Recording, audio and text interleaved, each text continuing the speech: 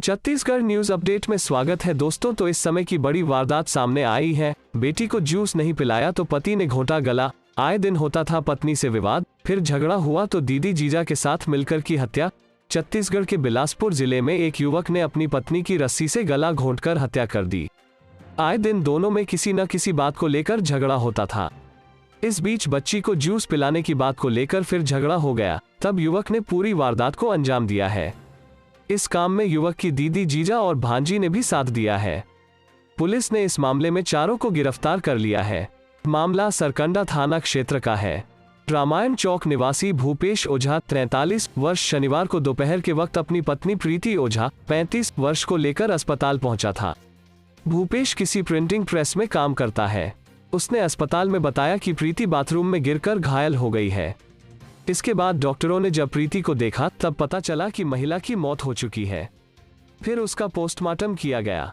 चूंकि मामला संदिग्ध लग रहा था, इस वजह से अस्पताल प्रबंधन ने पुलिस को भी इस बारे में जानकारी दी। शव का पीएम कर परिजनों को सौंप दिया गया। सोमवार को पीएम रिपोर्ट में पता चला कि महिला की हत्या गला दबाकर की गई है। ये पता चलने के बाद पुलिस ने सबसे पहले उसके पति भूपेश को हिरासत में लिया था। हिरासत में लेकर पूछताछ की गई। पूछताछ में भूपेश बार बार अपना बयान बदल रहा था। इसी वजह से पुलिस को उस पर शक हुआ।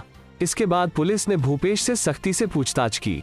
तब भूपेश ने अपना जुर्म कबूल कर लिया। भूपेश ने बताया कि मेरा आए दिन प्रीति से विवाद होता था। मेरी बहन कीर्ति मिश्रा अपनी परिवार के साथ शादी के बाद से हमारे साथ रहती थी। इस वजह से प्रीति और नाराज होती थी। कीर्ति से भी प्रीति का विवाद होता था। इस बीच 15 अक्टूबर को बच्ची रो रही थी। मैंने प्रीति को उसे जूस पिलाने के लिए कहा था, मगर प्रीति विवाद करने लगी। उसने बच्ची को जूस पिलाने से भी मना कर दिया था। इस वजह से मैं गुस्से में आ गया और मैंने प्रीति को जमकर पीट दिया। बाद में रस्सी से उसका गला भी घोंट दिया। आरोपी ने बताया कि इस काम में उसकी बहन कीर्ति, उसकी नाबालिग भांजी और जीजा मनु कुमार मिश्रा ने भी साथ दिया है। उसने बताया कि किसी को कुछ पता ना चले, इसलिए हमने बाथरूम में गिरकर घायल होने की झूठी कहानी अस्पताल में बताई थी, मगर ऐसा नहीं हुआ। पुलिस ने मंगलवार को पूरे मामला का खुलासा किया है। युवक की निशानदेही पर उसकी बहन, नाबालिग भांजी और जीजा को भी गिरफ्तार कर लिया है।